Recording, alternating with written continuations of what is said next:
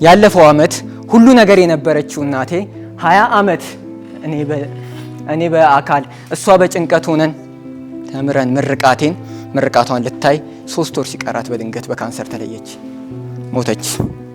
እርግጠኛው ነኝ የምነግርህ እዚህ መድረክ ላይ ከሚቆሙ ቢሞቱ የሚመርጡ ሰዎች እንዳሉ ታውቃለህ። ቢሞቱ አንዳንድ ነገር ሰምቼ ነበር። ድምጽ የማስመሰል ችሎታ አለህ የሚባል። ድምጽ ማስመሰል ሳይሆን አክሰንት ነው የሚችለው። እሺ አክሰንት፣ የብሔር ብሔረሰቦች አክሰንት። እሺ እቺ ልጅ ብዙ ዋጋ እየከፈለች ነው። እኔና አነቃቅታኛለች። ክርክር ውስጥ እንገባ ነው። አዎ ቅድም እንደው እኔ ዋስ ሆናለሁ ብለሽ አንድ ሰው አሳልፌልሻለሁ፣ ድምጽ ሰጥቼልሻለሁ፣ ውለት አለብሽ። የኖርኩትን ነው መናገር የምፈልገው። እዚህ ጋርም ለውድድር አይደለም የመጣሁት፣ ግን ተቀምጬ ሳየው የኖርኩት ሰዎችን ያነቃቃል ብዬ ስላመንኩበት ነው። የሰው ልብና ፈጣሪ እርስ። ስለዚህ ብናሳልፍ መቀጠል ትፈልጋለህ ውድድሩ? ኦብቪየስሊ። በጣም ጥሩ። 2 ደቂቃ እንሰጣለን። ሰላም እንደምን አለሽ? እንኳን ደህና መጣሽ።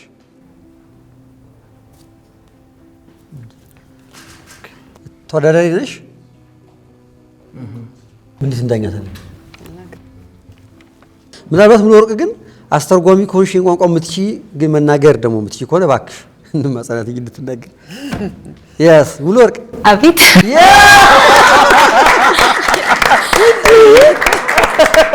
አስጨነቅሽን እኮ። የምልክት ቋንቋ ትችያለሽ? አዎ ሰፈራችን የሆነች አንድ ሴት ነበረችና ያቺ ሴት ደግሞ የሆነች ገና አነስ ያለች ወጣት አይነት ነገር ናት። እናቷ ወጣለች፣ ከዛ በኋላ ፈገግ ብላ ታይናለች፣ ትመለሳለች። ምክንያቱም ከእናቷ ውጪ የሚያቅሰው አልነበረም ምልክት ቋንቋ ትርጉሙን ማለት ነውና ግን በሆነ ሰዓት ላይ አካባቢ ራሷን አጠፋች ማለት ነውና ራሷን የሚያጠፋችው ደግሞ በስትረስ ነበር ማለት ነው። ምክንያቱም ከቤት ውስጥ አትወጣም፣ ከወጣችም እዛው ነው የምታወራው ምናምን። ያው እናቷም ትንሽ ይይዛታል። ስለዛ በቃ እናቷ ከሌለች፣ እናቷ የሆነ ቦታ ከሄደች የምትፈልገውን ነገር ፊሊንጓን መግለጽ አትችልም ማለት ነውና በቃ ራሷን ያጠፋችውን በጣም ተጨናንቃ እንደሆነ እንደማትፈልግ በቃ ሰዎች እንደሌሏት ብቸኛ እንደሆነች ነበረ ጽፋ እንትን ያለችው ማለት ነውና የዛ ሰዓት ላይ ምን ተሰማኝ? እኔ በምናምን አለው ፈጣሪ የሆነ ነገር ለኔ ካሳየኝ እኔ ላደርገው ነው ያሳየኝ ማለት ነው። ለምሳሌ እዚህ ጋር የሆነ ላስቲክ ነገር ካየው እኔ እንዳነሳው ነው ያሳየኝ። በቃ ያሳየኝ ፈጣሪ ያን ነገር እንዳነሳው ነው እንጂ ማንሳት ባይኖርብኝ ኖሮ ያሳየኛል ብዬ አላስብም ማለት ነውና ኦኬ ለምንድን ነው ምልክት ቋንቋ ማልማረው አልኩኝ። ምስኪያዙናን መድኃኒዓለም ሰንበት ትምህርት ቤት ነው የምማረውና እዛ ደግሞ ብዙ ሰዎች አሉ ምልክት ቋንቋ የሚችሉ ማለት ነው። በጣም በሚገርም ሁኔታ የሰው ልጅ ከፈለገ ታምረኛ ሳይፈልግ ደግሞ ስበበኛ ይሆናል። እኔ ምልክት ቋንቋ የቻልኩት ከ2 ሳምንት እስከ 1 ወር በፈጀ ጊዜ ውስጥ ነው ማለት ነው። ቅዳሴ በማስተርጎም የተለያዩ ነገሮችን በማድረግ አሁንም ላይ ደግሞ አንዳንድ ቦታ ላይ ፍርድ ቤት ምናምን ኬዝ ኖሯቸው ያው ድንገት አቅም ሳይኖራቸው ምናምን ቀርቶ ማስተርጎም ከፈለጉ እንደዛ አግዛቸዋለሁ። የተለያዩ ቦታዎች ላይ ሲሄዱም ደግሞ በሃይማኖት በተለያዩ ነገሮችም ደግሞ እንደዛ አደርጋለሁኝ ማለት ነው። 2 ደቂቃ ይኖርሻል፣ ጀምሪ። አመሰግናለሁ። ዛሬ ይዤ የመጣሁት ፉክክር በሚል ርዕስ ነው ማለት ነው። ፉክክርን ስናየው 4 ፊደላቶች ነው ያሉት ማለት ነው። እነዛን 4 ፊደላቶች ስናየው ፉክክር ማለት ነው። ፉክክርን ስናየው እዚህ ጋር ክር የሚል አለ ሁለቱ፣ ከዛ ሁለቱ ደግሞ ክፉ አለ ማለት ነው። ስንገለብጠው ክፉ ክር ማለት ነው። ብዙውን ጊዜ ህይወታችን ላይ ምን ይዞናል? ቀላል የምንላቸው ነገር ግን ደግሞ ክፉ ሆነው እኛ ላይ የያዙ ነገሮች አሉ ማለት ነው። አንድ ቀላል ኤግዛምፕል ላሳያችሁ። እዚህ ጋር ለምሳሌ ምን አለ? ክር አለ ማለት ነው። ይሄንን ክር አንድ ሰው እዛ ጋር ከመድረክ በታች ቆሞ ቢሆንና አንድ ሰው ደግሞ እዚህ ጋር እኔ እዚህ ጋር ብሆን አንድ ሰው መጥቶ ይሄንን ክር እለፉት ዝለሉት ቢለን እኔ ቅርብ ነኝ ለክሩ ማለት ነው። ምን ላደርግ እችላለሁ? ላልፍ እችላለሁ፣ ልዝናናም እችላለሁ። እንደዚህም እያልኩኝም ልዝናናም እችላለሁ ማለት ነው። ከዛ ከመድረክ በታች ያለው ሰው ግን ምን ማድረግ ይኖርበታል? መጀመሪያ መድረኩ ላይ መውጣት ይኖርበታል ማለት ነው። ከታች ያለው ሰው ግን ክሩን እንደዚህ ባንዴ ለመዝለል ቢሞክር ሊዘሉ አይችልም። ለምን ከተባለ እሱ ያለው የት ነው? እታች ነው። ስለዛ ቢያንስ ምን ማድረግ አለበት? መድረኩ ላይ መውጣት አለበት ማለት ነው። ህይወት ላይ የሆኑ አዲስ ነገሮች ይገጥሙናል። አንዱ ሰው ለምንድነው በ1 አመት ያሳካው? አንዱ ሰው ለምንድነው በ2 አመት ያሳካው? እኔ በቃ በ1 አመት ካላሳካው አልችልም ማለት የለብንም። ለምን ከተባለ ግማሾቻችን የህይወት ፈተናውን ስንጀምረው ውድድሩን ስንጀምረው የት ነን? መድረኩ ጋር ክሩ ጋር ልንሆን እንችላለን። ግማሾቻችን ደግሞ ገና እዛ ስቴፕ ላይ ለመድረስ ምን ሊቀረን ይችላል? ከታች ሊሆን ይችላል ማለት ነው። እኔ ከዚህ በፊት ያለው የህይወት ነገሮች ወዴት አምጥቶ ሊሆን ይችላል? ወደ ክሩ አምጥቶ ሊሆን ስለሚችል ከዚህ በፊት ተፈትኜው አለፌው ሊሆን ስለሚችል ክሩ ቅርቤ ሊሆን ይችላል። ሁላችንም በጣም ደስ በሚለው ሁኔታ ከተለያየ ክላስ ነው የመጣነው። እኔ ክላስ ቢ ላይ ሊሆን ይችላልው፣ ያኛው ሰው ደግሞ ክላስ ኤ ላይ ሊሆን ይችላል። ምን ማድረግ አለበት? ወደ ክላስ ቢ ከፍ ማለት አለበት ማለት ነው። ስለዚህ ህይወታችንን ምን ማድረግ አለብን? የተለያዩ ሰዎች ስለሆንን ክፉ ክራችን እንዳይጎዳን እንዳያደናቅፈን ምን ማወቅ አለብን? ያለንበትን ቦታ ማወቅ አለብን። ምክንያቱም መድረስ አያቀትም። ምክንያቱም እዚህ ጋር ልቀይረውና ቦታውን እኔ እዚህ ጋር ቆምኩኝ። ምን ማድረግ አለብኝ? መጀመሪያ መድረኩ ላይ መውጣት አለብኝ። መድረኩ ላይ ከወጣው በኋላስ ይሄው አለፍኩት። ቀላል ነገር ነው ማለት ነው። ስለዚህ ልዩነታችንን በውብ መልኩ ማሳለፍ እንችላለን ማለት ነው። አመሰግናለሁ። አሁን የዳኞችን ሀሳብ እናድምጣለን። ክፉ ክር ነው ያልሽው። ያ ክፉ ክር ምኑ ላይ እንደሆነ እዚህ ጋር ተንተና አድርገሽ አላስረዳሽውም። እያስረዳሽ የነበረው ስለተለያየ ሰዎች ህይወት ገጽታ ነው። አንደኛው ታች ይሆናል፣ አንደኛው ላይ ይሆናል፣ አንደኛው ከስቴጅ 3 ይሆናል፣ አንደኛው ግን ከዛስ የሚለው ነገር ላይ ምንም ነገር አላገኘውም። ፉክክሩ ምኑ ላይ ነው? ክፉ ክር የሚጎትተውስ ምኑ ላይ ነው የሚለው ነገር በእንጥልጥል ነው የቀረብኝ ለኔ ማለት ነው። ሌላው ነገር ጥሩ ነው። ዳኒ ኮንፊደንስሽን በጣም አደንቃለሁ። በምሳሌ ለማስረዳት የሞከርሽበት መንገድ ጥሩ ነው። ክፉ እዚህ ጋር እዛ ጋር ክር ግን ጸዲ እንዳነሳችልሽ ያቺን ቃል እዚህ ጋር አላየናትም። በጣም ጥሩ ሰው የመድረክ ሰው መሆን እንደምትቺ የሚታይ ነገር አለው። ጥሩ ነገር ነው ያየሁት። ይሄ ዳኞች ስሜት ነው። ወደ ቀጣይ ዙር እንድታልፊ ከ4 ዳኞች የ3 ዳኞችን ይሁንታ ድምጽ ማግኘት አለብሽ። ኪሩቤል አነቃቅተኝ። ጸዲ እኔን አላነቃቃችኝም። ዳኒ እኔንም አላነቃቃችኝም።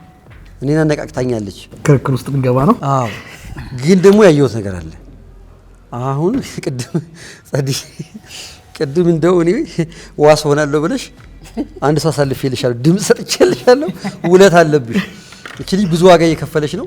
ለብዙ መስማት ለተሳናቸው እህትና ወንድሞቻችን እያገዘች ነው ያለችው። የበለጠ ደግሞ ወደ ቀጣይ ዙር አሳልፈን ብናሰለጥናት እነዛን ወገኖች ደግሞ አድሬስ በሚያደርግ መልኩ የተለያዩ ንግግሮችን በማቅረብ ሰዎች እንዲበረቱ እንዲጠነክሩ ታደርጋለች። ማገልገል አይደል ሌሎችን ለማገልገል ደግሞ የሄደችበት ርቀት ከዚህ በላይ ኢንስፓየር የሚያደርግ። እስኪ እኔ ራሴን ጠየቅኩኝ፣ የምር ሰዎችን ለማገዝ የሄድኩት ርቀት በነፃ አንድም ነገር ሳይከፈለኝ አንድም ነገር ሳላረግ ብዬ ሳይ ብዙ ጥያቄዎች አሉ። ራሱን ችሎ አይደለም ዛዲም ሁላችንም አይደል በዚህ እድሜዋን ማረጓን ከስራዋ ጎን ለጎን ፍርድ ቤት ላይ ያለ ጭንቀት you have no idea ማትችል ከሆነ መናገር መክፈል አለብህ። ያንን ማገዝ ይሄ ሁሉ የሚያነቃቃ ነገር ነው። ምናልባት ትንሽ አይቼዋለሁ እንዳትጠቅሱብኝ ፈልጌ ነበር እቺ የክራን ግን እኔም ያው እኔና ፍፄን ዋስ አርጋችሁ ተዘጋጅተሽ በደንብ አስበሽበት አርስትሽና የምታደርጊው ነገር ካልተቀናጀ አንቂ አንደበትነቱን ትንሽ ፈሪ ለቃል ብዬ አስባለሁ። ለዛ ስለዚህ አሁን ድምጽ ሰተሽናል። አንድ ድምጽ ታስተካክላት መጣለች የሚቀጥለው እግዚአብሔር ይመስገን። yes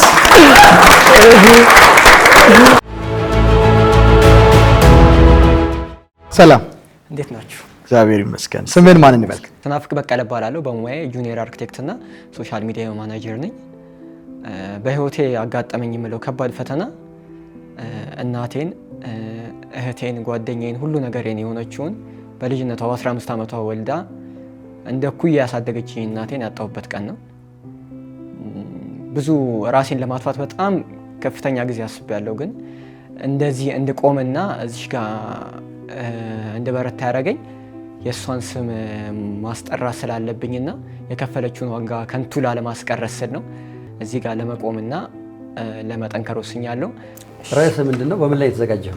ምክንያት 2 ደቂቃ አለ። ጀምር። ዛሬ የማካፍላችሁ ህይወቴን ያስቀጠለልኝን ሚስጥር ነው። ከውሃ ባህሪያት ብዙ ነገሮችን ተምሬያለሁ።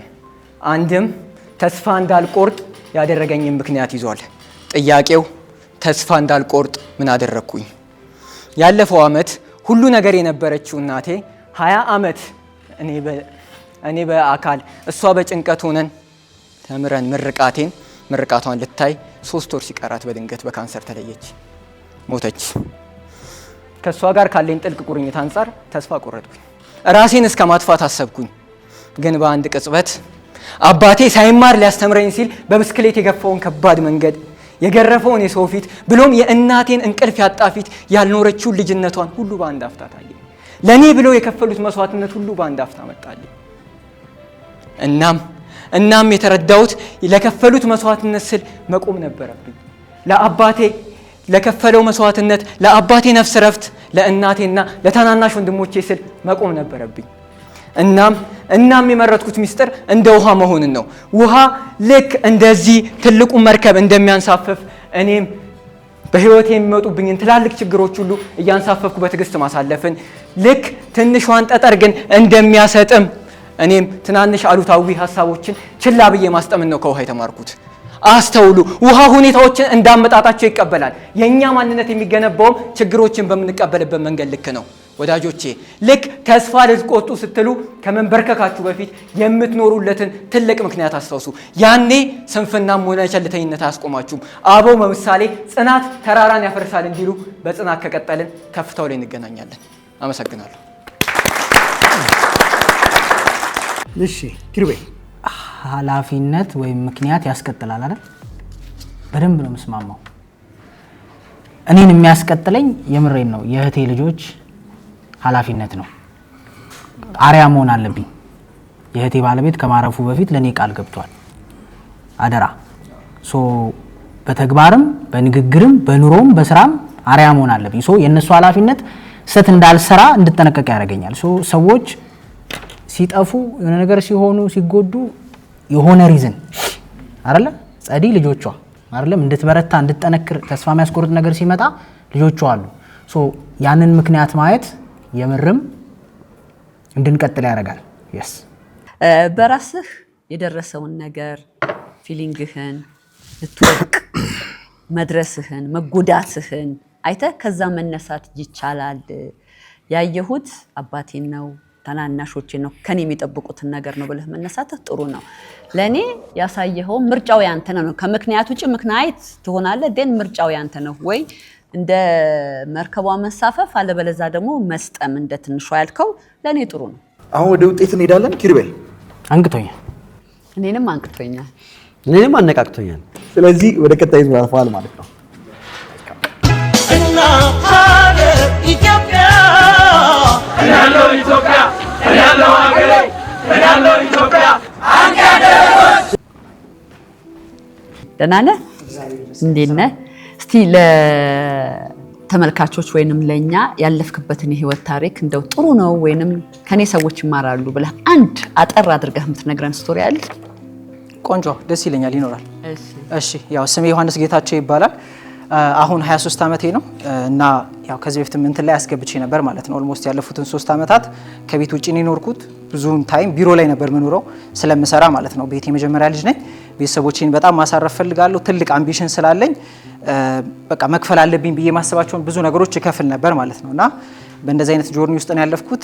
ኢቭን ዛሬ እዚህ አዳራሽ ላይ ስንመጣ ከዛሬ 3 ዓመት በፊት እዚህ ሰርች አውቃለሁ፣ ሳፋየር ሆቴል ማለት ነው። ባንኩዌትኜ ድግሶችን ሰርጎች ምናምን ሰራ ነበር በማስተናገድ ማለት ነው። እንደውም እዛሽ ጋር ነበር የተኛ ነው ያደር ነው ማለት ነው እና በእንደዚህ አይነት ጆርኒ ነው ያለፍኩት። አሁን ላይ ደግሞ ያው ሶሻል ሚዲያ ላይ በደንብ እሰራለሁ። ፕላስ ደግሞ የኤጀንሲ እንትንም አለኝ ካምፓኒም አለኝ።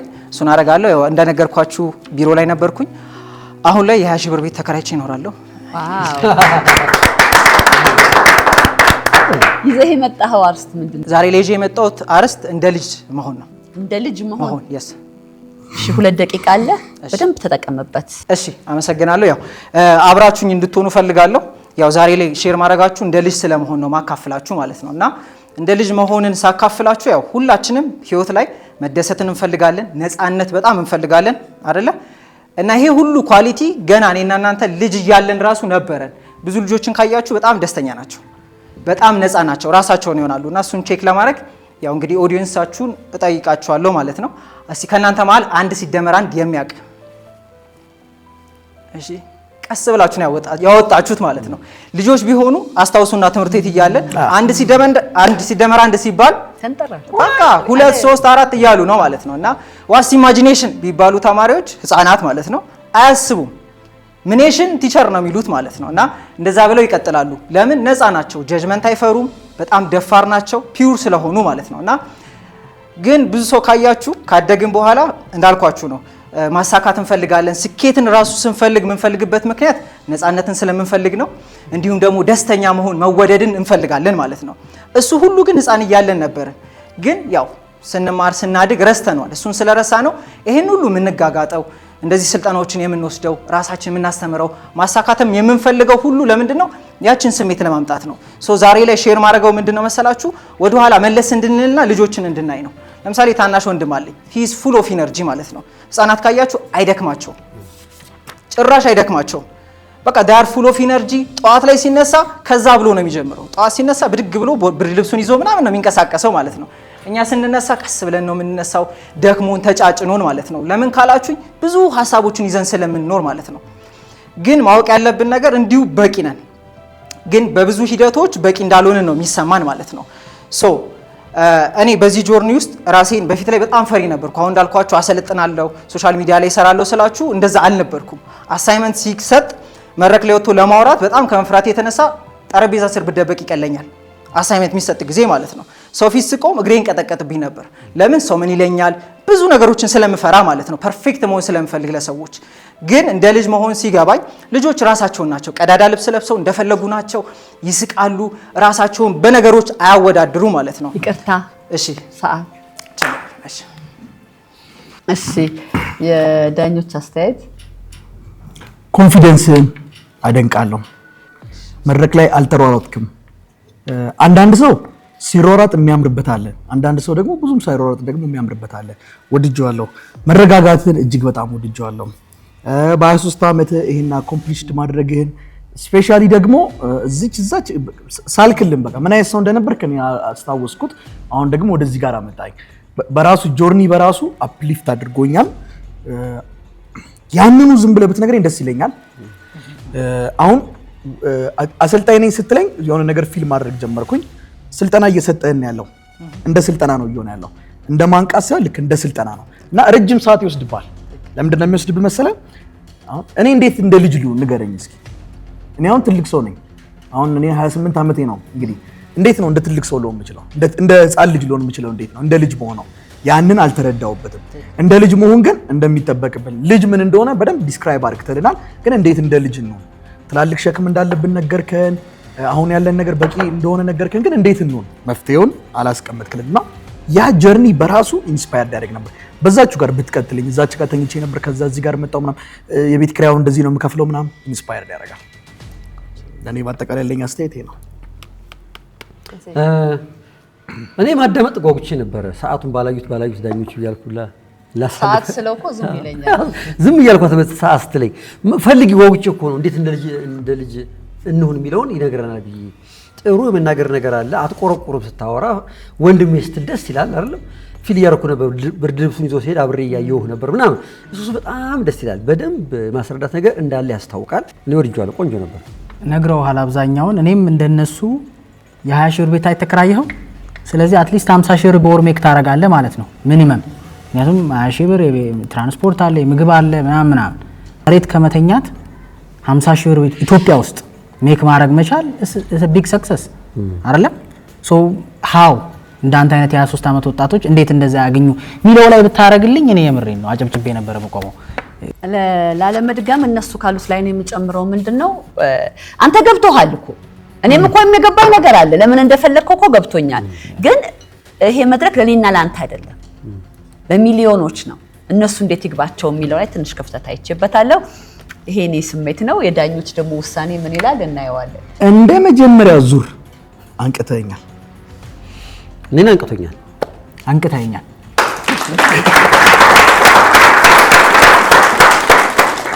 እኔን አላነቃኸኝም ብል በሶስት ዳኛ ብልጫ ስላለው ኦፍኮርስ እኔን አላነቃኝም፣ ግን ሶስቱ ስላሉ ወደ ቀጣይ ዙር አልፈሃል። ግን አስብበት፣ ለማሰልጠን ሳይሆን ለማንቃት።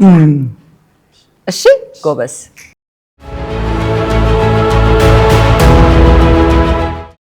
ስሜ እንዳለ እባላለሁ።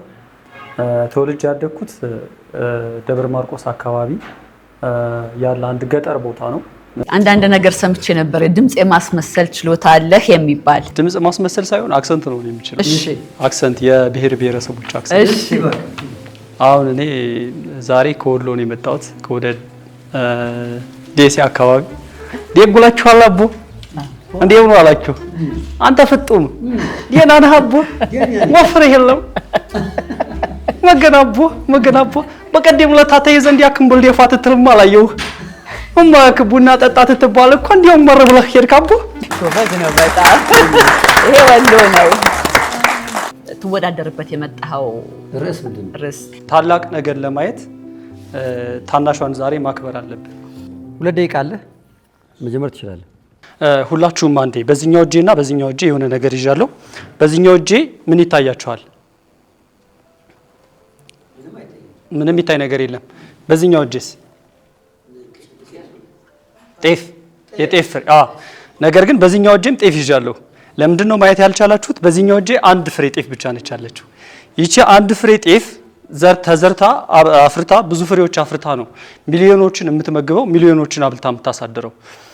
በአንድ ወቅት ያጋጠመኝን አጋጣሚ ልንገራችሁ። ዩኒቨርሲቲ እየተማርኩ ያለ ምሽት ላይ ወደ ሱቅ ካርድ ለመግዛት ሲሄድ አንድ ልጅ ስልኩን እያየ ይስቃል እና ምን ሆነ ነው ብቻ ነው የምትስቀው ስለው አሳየኝና ስልኩን አሳይቶኝ ከ3 ቀን በፊት ፖስት ያደረገውን ነገር ፌስቡክ ላይ 30 ሰው አይቶለት አንድ ሰው ላይክ አደረገለት። ስለዚህ አንድ ሰው ላይክ ስላደረገለት ነው እንደዛ የሚደሰተው። ሚሊየን ላይክ እና ሼር ባለበት ሀገር አንተ አንድ ሰው ላይክ አደረገልኝ ብለህ እንዴት ትደሰታለህ ይሄን ያክል ስለው ይሄን አንድ ላይክ እኮ ሚሊየን ላይኮች ለማግኘት የመጀመሪያው ስቴፕ ነው። ነገ 1 ሚሊዮን ለመግባት ግዴታ ዛሬ አንድ ብዬ መጀመር አለብኝ። 1000 እርምጃ 1000 ኪሎ ሜትር ጉዞ የሚጀምረው በአንድ እርምጃ ነው አለኝ።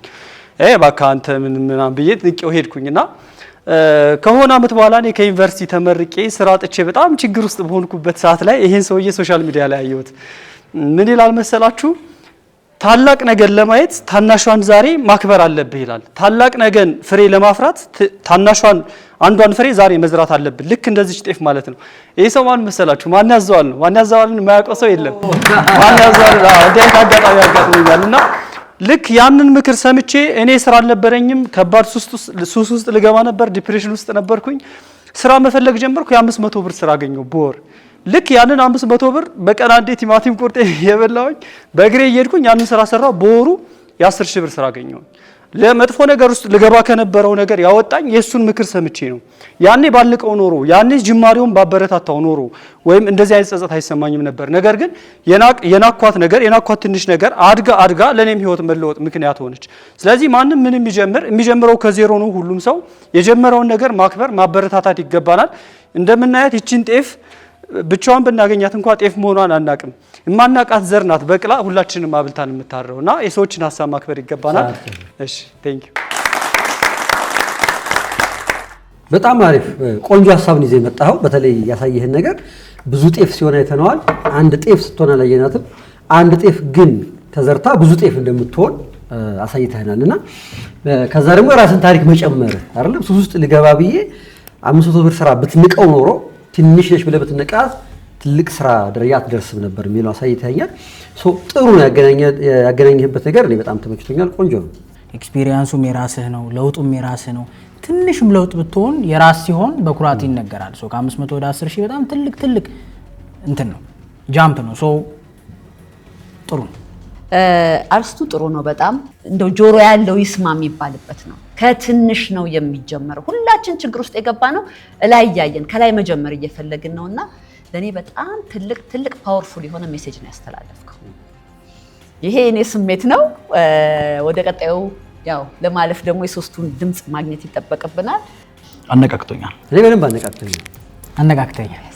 እኔ በጣም አነቃቅቶኛል።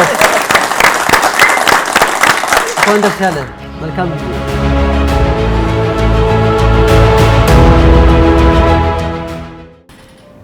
እንኳን ደህና መጣ። እንኳን ደህና ቆያችሁኝ። ስምህን? አሻገር ጨቡድ እባላለሁ። ምን ላይ ነው ዛሬ የተዘጋጀው? ሙሉ ሰው መሆን የሚል ንግግር አሳልፈዋለሁ ብዬ የማስበው አስቸጋሪ ጊዜ ምንድነው? ምናልባት ላለፉት 25 ዓመታት ወይም ከዛ በላይ በጣም አስቸጋሪ የሚባል የጤንነት ችግር ነበረ። ኦልሞስት ከ5ኛ ክፍል አካባቢ ጀምሮ በጣም የሚያሳዝን ህይወት ነበረ ስኖር የነበረው።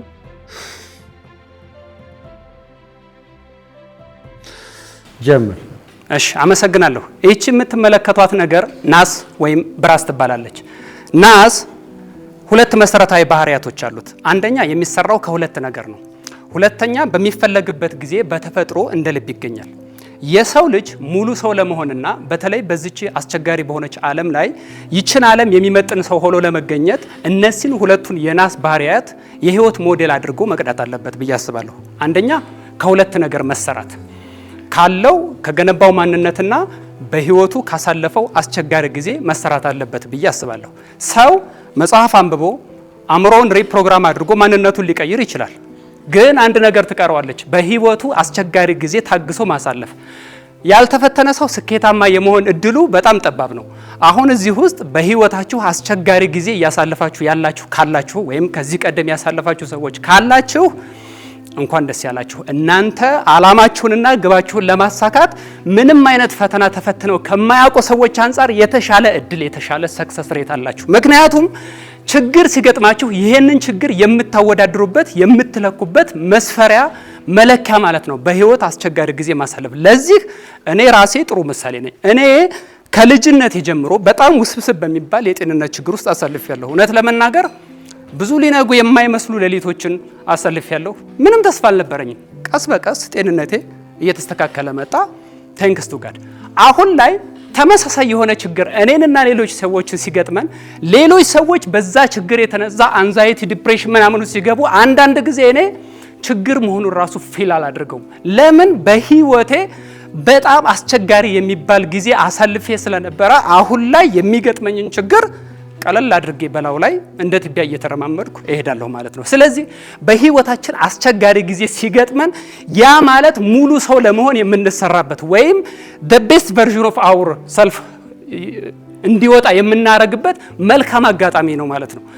መጽሐፍ ቅዱስ በፈተና የሚጸና የተባረከ ነው ይላል አይደል? ወይም አባቶቻችን ያለ መከራ አይገኝም እንጀራ ይላሉ። ይሄ ችግርን መውደድ ሳይሆን ፈተናን ችግርን መታገዝ በኋላ ላይ ይዞት የሚመጣውን በረከት የሚገልጹ ሀሳቦች ናቸው። ሁለተኛው ናስ በሚፈለግበት ጊዜ እንደ ልብ ተፈጥሮ ይገኛል። ይቅርታ ሰዓት ለየት ያለ ኳሊቲ እያየሁብ ነበር። ብዙ አትንቀሳቀስም። በቃ ኢትስ ጉድ። ትንሽ ኤሪያንም ተጠቀመው ግን ኢትስ ጉድ፣ አይረብሽም። ከዛ በተረፈ ቦዲ ላንጉዌጅም ጥሩ ነው። ክሊር የሆነ ሜሴጅ ነው ያስቀመጥክልን። ስትጠቀማቸው የነበሩ ተረትና ምሳሌዎች ደስ ይላሉ እና እኔ ተመችቶኛል። የናሱን ምሳሌ ትንሽ ይዘው ብትቀጥል ቆንጆ ይሆን ነበር ብዬ አስባለሁ። አንዴ ገባ ብሎ ናሱ ወጣ፣ እስከ መጨረሻው ናሱች ምሳሌው ብትሄድ የበለጠ አሪፍ ያደርጓል ብዬ አስባለሁ። ጥሩ ነው። እኔም ከፍፄ ጋር ለመቀጠል ነሐሱ ላይ ነበረ። ሁለት ባህሪ እንዳለው አላውቅም ነበረ እና አንደኛው የእሳት አጠቃቀም ይመስለኛል። የማይሆን ቦታ ገባ። እኔም ቢሆን ብዬ ማስበው ምንድነው ትልቅ ቻሌንጅ የህይወት ፈተና ነው አንተ ያለፍከው። የስራ አይደለም፣ የማጣት አይደለም፣ የመራብ አይደለም። ብር ሊተካው የማይችለው ገንዘብ ሊተካው የማይችለው ጤናህን ነበር ያጣኸው የነበረው እና አገላለጽህ እነዛ የማይነጉ ሌሊቶች ስትል በቃ ወስደኸኝ ነበር። ከባድ ነው አይደል እንዴ? በጤነኛም ሆነ እንቅልፍም ቢስልህ ከባድ ነው። ሌሊቱ አይነጋም እንኳን ታመህና ያንን ሌሊት እንዴት እንዳሳለፍከው ብትነግረን። አርስትህ እኮ ሙሉ ሰው ነው፣ ሙሉ ሰው መሆን ነው። ትልቅ ሰው የሚያስተምር ኤክስፒሪየንስ ነበረ። ወደዛና ወደዚህ ስትል ሳንሰማው አሳለፍከው። ዳኝነቱ ደግሞ በዳታ ስለሆነ ዳኒ አነቃቅቶኛል። ፍጹም እኔ አልተነቃቃሁም። ጸዲ ይህም አልተነቃቃሁም። አነቃቅቶኛል። ምን ትላለህ? እዚህ ሁለት አነቃቅቶኛል፣ ሁለት አነቃቃኝም ወድቋል ማለት ነው። ሶስት ሰው ነበር ማግኘት የነበረበት። ዳኒ ምን ጠንካራ ሀሳብ አለ እንዲያልፍ? እኔ የመጀመሪያ ዙር መሆኑ ነው ልቤን እያያዘኝ ያለው። አሁን ሁለታችሁ በምታነሱት ሀሳብ 100% እስማማለሁ። ሁለተኛ ዙር ቢሆን ኖሮ የኔም ሀሳብ ከእናንተ ጋር ተመሳሳይ ነው እኮ። እኔ ብዙ ልጆች ገባህ እንደሱ አድርገን ጥለናል። ለሱ ስፔሻል ኬስ ስጡን ነው የምናሳልፍበት። ምሳሌ ያለ ምሳሌው ነሐሱ ነው። ነሐሱን ብዙ አልተጠቀመበት። ግን ታሪኩ ለብዙ ሰዎች የሚተርፍ አይደለም። ለዘመናት መታመም ሰው ትንሽ የንግግር ስኪሉን ቢያሳድገው እንቅስቃሴውን ቢያሳድገው ኢሞሽን ውስጡ ቢፈጥርለት አይ ቲንክ ፓወርፉል ፍርሃት የለበትም። እስከዛሬ የጣልናቸው ልጆች ታሪክን ትጠቀመው አነቃቅቶኛል። ድምፅ ሰጥቼዋለሁ። እኔ ድምፅ ሰጥቼዋለሁ። አነቃቅቶኛል። አልፋል።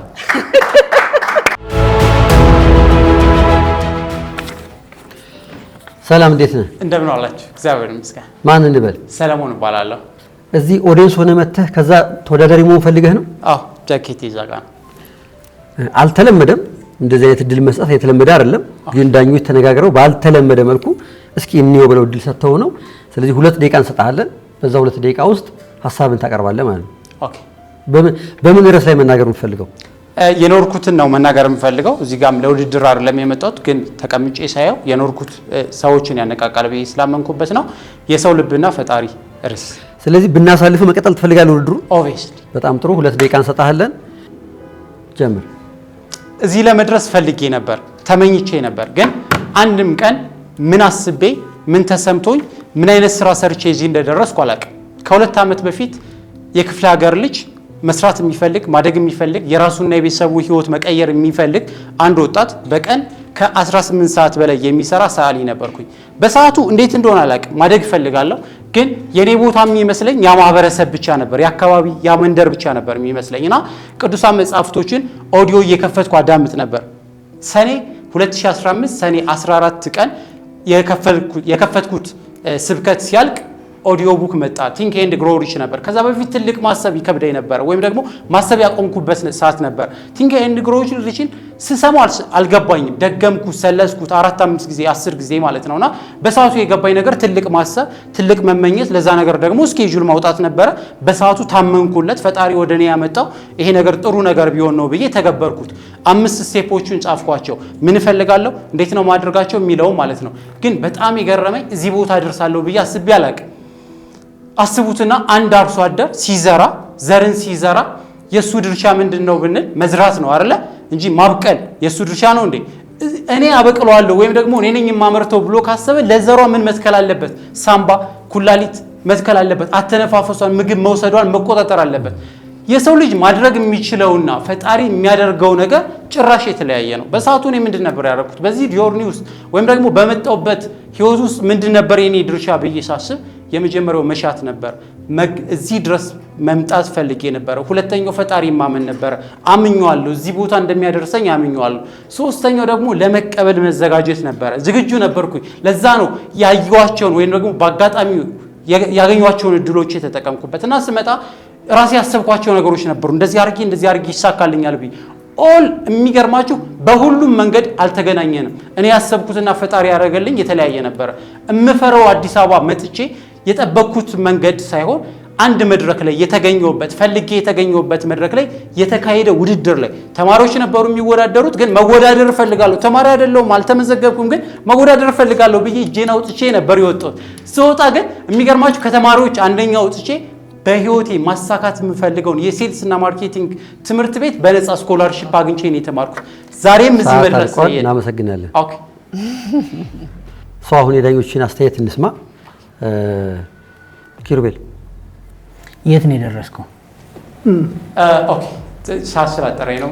አሁን ሴልስ እና ማርኬቲንግ ላይ ትልቅ ህልም አለኝ ማድረግ የምፈልገው ነገር። የት ነው የደረስከው? ኦኬ አሁን የሮኤክስ ኢትዮጵያ ሴልስ እና ማርኬቲንግ የራሴ ካምፓኒ አለኝ። በስሬም ከ10 በላይ ቲሞችን አስተዳድራለሁ ዊዝን 2 years። እሱን 2 ደቂቃ ከ30 ሰከንድ ሳይደርስ በፊት ነግረህም ቢሆን የቆምከው እንኳን 2 ደቂቃ። ስለዚህ እዚህ ለመድረስ እኔ እየጓጓ ነው። ምን አለው? ምን አቺቭ አድርጓል? ብር ብቻ አይደለም ምን አለው ስል እሺ፣ ምንድን ነው ያደረገው? የለም አላገኘሁትም። ሳዲ እኔም ስቴፖቹን መጣህበት፣ አላስፈላጊ ነገሮች ከተትክበት። ከተማሪዎቹ ጋር ተወዳድሬ ሳላስበው እዚህ ደርሼ እንደዛ ምናምን ከምትል መተህበት እኮ ነበር። እኔ ስቴፑ በጣም ገርሞኝ እየጻፍኩት ነበር። መጀመሪያ ሰው መፈለግ ነው ያለበት አልክ። ከፈለገ በኋላ ማመን ነው ያለበት አልክ። ከማመን በኋላ መዘጋጀት ነው ያለበት እያልክ እኮ በደንብ ስቴፑን ነግረህ ነበረ። እነዛን ግን አላስፈላጊ ነገሮች ገፍቼዋለሁ። 30 ሰከንድ ኤክስትራ ሰተንህ አላወቅንም። እኔ ድንገት መተህ የተናገርከው ብትዘጋጅ በጣም ምርጥ ተናጋሪ እንደሚወጣ እኔ እርግጠኛ ነኝ። ሳትዘጋጅ ይሄን ከተናገርክ ማለት ነው። ሰው ህይወቱን ሲናገር ማን ነው አይከብደውም እያለ ኪሩቤል ይናገራል።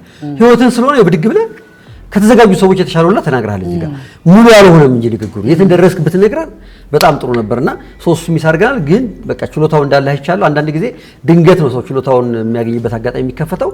ምናልባት በዚህ ካልሆነ እንኳን መቀጠል አለብህ ለማለት ነው። በደንብ ጎበዝ ተናጋሪ ነህ፣ ጎበዝ ሻጭ ነህ፣ በደንብ አይዲያን መሸጥ ትችላለህ። ግን ለኔ አልሸጥክልኝም ዛሬ ሳዲ። እኔ ደግሞ አነቃቅተኸኛል በደንብ። እኔም በደንብ አነቃቅቶኛል። እኔም ይሄ ልጅ ቀጣይ ላይ እፈልጋለሁ። አነቃቅተኸኛል። የስ ብራቮ። እንግዲህ ምልክት ሊሆን ይችላል። ድንገት መተየት እንደምድረስ እግዚአብሔር ነው የሚያውቀው። በደንብ ተዘጋጅ። ያ በርታ።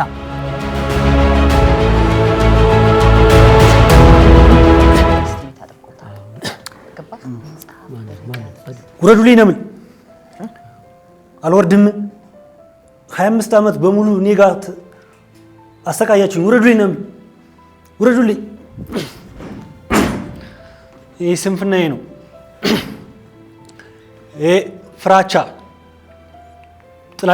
ጥላቻ ሁሉ መከራቸው እኔን ያሰቃዩ ናቸው። ሂዱ።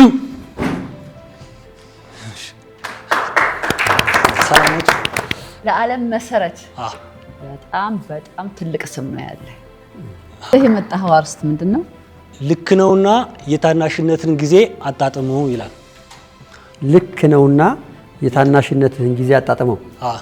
የሰው ልጅ ትክክል፣ ስህተት፣ ሰክሰስፉል፣ አንሰክሰስፉል በሚባሉ እንደ ዓለም መለኪያ ውስጥ ሁሌም ይሰፈራል ማለት ነው እና በሮንግ በሚሰራበት ሰዓትና አንሰክሰስፉል በሚሆንበት ሰዓት የሚቀበልበት መንገድ በዛ ህይወት ውስጥ በሚኖርበት ሰዓት የሚኖርበት መንገድ በትክክል ይኖራል ብዬ አላስብም። ሶ እነዛ ማለትም አሁን ለምሳሌ ጋሽ ዳንኤል እዚህ ጋር ተቀምጧል። እነዛ በሱስ ውስጥ የኖርበት በስቃይ ውስጥ የነበርክበት ጊዜ መኖር የሚገባው ህይወት ነው ወይስ ማለትም አንተን ህይወት አላስተማረም ማለት አሁን ላለበት የስብዕና የሞራል ከፍታ እነዛ ጊዜ ጠቅሟል አልጠቀመም?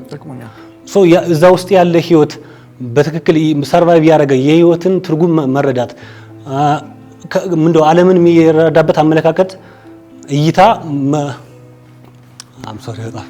አይዞህ ቀስ ብለህ በል። እነዛ ጠቅሟን ብዬ አስባለሁ። ማለትም አሁን ላይ ያለ ስራ፣ አሁን ላይ ያለ ስብዕና፣ አሁን ላይ ያለ አመለካከት አሁን ያቺ ጊዜ ገንብታለች ብዬ አምናለሁ። ሶ ያችን ህይወት ብዙ ጊዜ እንደዚህ ሁኜ ተሰቃይቼ እንደዚህ ሁኜ ምናምን ብለን የምናማርር እንጂ በዛ ውስጥ በመኖር ያንን ህይወት አጣጥሜ በደንብ በዛ ውስጥ ማለትም ልክ እንደ ዋሻውን ሆኖ እዛ ውስጥ ቁጭ ብለን ራሳችን የምናሰለጥንበት ዓለምን የምንረዳበት መነጽር ነው እንጂ እንደ መጥፎ አድርገን ህይወት መረዳት የለብንም። ያንን ማጣጣም አለብን የሚል ትክክል። ሶሪ ጨረስ ዳኒ፣ አንተ ለኔ ጀግና ነህ። ሰው ፍርሃቱን የሚያሸንፈው የሚፈራውን ነገር በማድረግ ብቻ ነው። በቃና የምትፈራው ነገር መድረክ ላይ መቆም ነበር። ዲድ ዳት አድርገኳል። አሁንም ከዚህም በኋላ የተለያዩ መድረኮች ላይ እየቆም ይሄንን ፍርሃትን አሸንፈው። እሺ እኔ ግን ተረድቻለሁ ለማለት የፈለገውን እውነት ለመናገር ሁሉ ነገር ኤክስፒሪየንስ ነው ሀሳቡ። ያ ተመችቶኛል። አንተ የምሬ ነው። ኤቭሪቲንግ ኢዝ ኤክስፒሪየንስ ነው። ባድም ቢሆን በዛ ጸጸትና ሪግሬት ስሜት ውስጥ መኖር የለበትም ነው። ኢቭን ኢፍ ጎጂም ቢሆን እዛ ጸጸት ውስጥ የምትኖር ከሆነ ወደፊት አትሄድም ነው። ያንን ግን ለመግለጽ ተቸግረሃል። አዎ እንደዛ ነው። እሺ ካልሆነም አሁን ነው የምትለኝ። እውነት ለመናገር ቢግስት ፕሪዝን የሚባለው ወይም ትልቁ እስር ቤት የሚባለው ፍርሃት ነው አይደል? ላይክ እንደው ምን ይባላል ጦርነት ከገደለው በላይ ፍርሃት የገደለው ህልም ይበልጣል ነው አባባሉ የሚባለው። ሶ እርግጠኛው ነኝ የምነግርህ እዚህ መድረክ ላይ ከሚቆሙ ቢሞቱ የሚመርጡ ሰዎች እንዳሉ ታውቃለህ። ቢሞቱ የዛን ያክል ያሸነፋቸው ምንም ተራ ነገር ነው። እኛ ሰዎች ነን አይደል? እዚች ጋር ከሚቆሙ they would rather die እና ያንን ማድረግ ለኔ ስቲል እጅ እየተንቀጠቀጠ ነው። I can see that ስቲል አተነፋፈስ ልካር ልብስ ይንቀጠቀጣል። ያስታውቃል ፍርሃት ላይ እንደሆንክ ስታወራ በመሃል የሚጠፋብህ ፍርሃት እያሸነፈ ነው። ይሄ የመጀመሪያው ኤክስፒሪየንስ ነው ዳኒ ብለዋል። የመጀመሪያው ኤክስፒሪየንስ መድረክ የተባለ ቦታ እንዳያመልጥ። ጥያቄም እየጠየክ ሰበብ ብቻ ይገኝ እስከ መጨረሻው ፈርቶ እስኪሸሽ ድረስ ፍርሃትን ማሸነፍ አለብህ። ዘን ዩል ዊን። እኔ በአንተ ውስጥ ራሴን አየሁት። መጀመሪያ መድረክ ላይ ስቆም እንደውም አንተ ጎበዝ ነህ። ምናልባት እነሱ የሚዲያ ወይንም የማውራት ከማውራት ይልቅ የመናገር ልምድ አላቸው። ያልነበረኝም ነበርና የመጀመሪያ መድረክ ላይ ስቆም የነበረኝ አንተ ምናልባት እጅህ ነው እኔ ቀሚሴ እንትኔ ሲንቀጠቀጥ ይታይ ነበርና ትልቅ ውሳኔ ወሰንከው። እዚህ አላነቃህንም እንኳን ብትባል አሸንፈሃል ራስን። አንድ የመጀመሪያው እሱ ነው ማለት ነው። እንዳሉ ግን ደግሞ መድረክ ላይ ወጥቶ የምታስተላልፈው መልእክት ደግሞ ወሳኝነት ይኖረዋልና በልምምድ ታዳብረዋለህ ብለን እናስብ። ውጤት አላነቃቃኝም። እኔም አልተነቃቃሁም። መምጣት አነቃቅቶኛል፣ ለውጤቱ ግን አልተነቃቃሁም። እኔንም አላነቃኸኝም።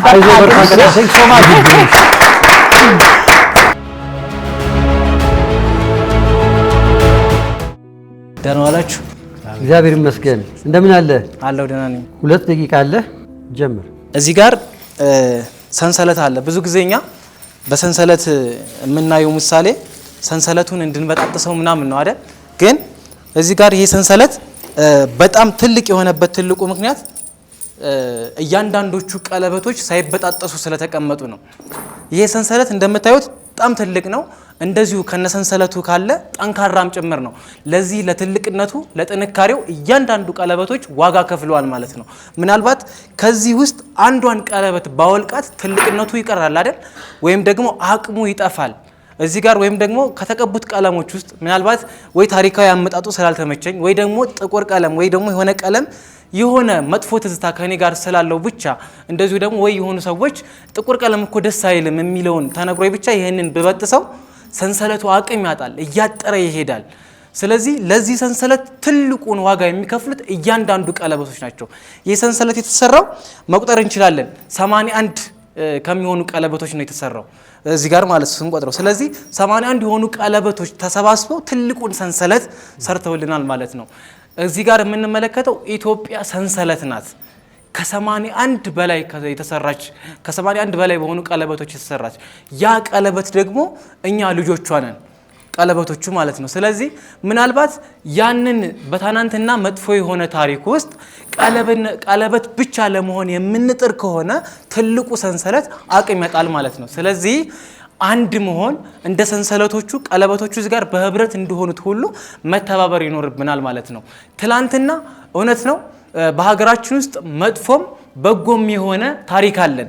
ያ በጎና መጥፎ የተደረገው በየዘመናቱ በዘመኑ በነበሩ ትውልዶች እንጂ ማንም ያደረገው አይደለም። በትላንትና ውስጥ ቀለበት የምንሆን ከሆነ ህብረታችንን እናጣለን ማለት ነው። አንድነታችንን እናጣለን ማለት ነው። ቀለበት ለብቻው ብታዩት እቺን ቀለበት አሁን ለብቻው ብታገኛት ማንም ቸካ ያደርገው ለመወርወር እንኳን ገዝፎ አይታይም አይደል? ይጥቀም አይጥቀም ለመታየት ምን መሆን አለበት? መተሳሰር አለበት፣ ገዝፎ መታየት አለበት። ይሄ ሰንሰለት የሚጠቅመን በደንብ ሲገዝፍ ነው ማለት ነው። ስለዚህ አንድ ጋር መታየት ይኖርብናል ማለት ነው። እናመሰግናለን። ሰዓት አልቋል። ምሳሌ በደንብ አሪፍ ነው፣ እኛን የሚወክል ነው። በአንተ እድሜ ኢትዮጵያን ስለ ገንዘብ ስለ ስኬት ተወርቷል። ራስን ስለመቻል ስለ ማሸነፍ አይደል? ስለ ሀገር ነው አንተ ደግሞ ያወራኸው። ቆንጆ ሀሳብ ነው የመረጥከው። ትንሽ አገር ስለሆነ አይደል? ኢትዮጵያኖች ደግሞ ወኔ አይደል? ትንሽ ኢነርጂ ቢኖር ደስ ይለኛል። ከዛ ውጭ ግን ኦቨርኦል ተመችቶኛል። ሰዓትን በአግባቡ ባለመጠቀምህ በቃ ተንጠልጥሎ ነው የቀረው። ኢነርጂ ብትጨምርበት። ሁለተኛ ይሄ ሰንሰለት ለምሳሌ እቺ ጥቁሯን ለብቻዋ ብትሆን ጠንካራ አይደለችም። ጠንካራ ናት ብቻዋን ብትሆን ሰንሰለቷ።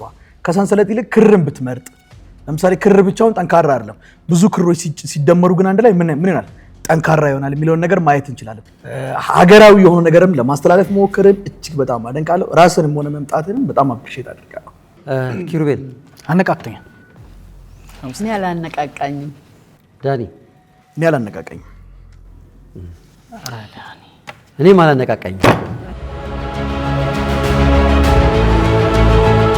ውድ ተመልካቾቻችን ይህ አንቂ አንደበቶች ነው። የመጀመሪያው ዙር የአንቂ አንደበቶች ውድድር ይህን ይመስል ነበረ። ተወዳዳሪዎች ዳኞችን ለማሳመን ምን ይዘውልን ይመጡ ይሆን? በቀጣይ ዙር ያለፉትን ተወዳዳሪዎች ይዘንላችሁ እስከምንመጣ ቸር ቆዩ።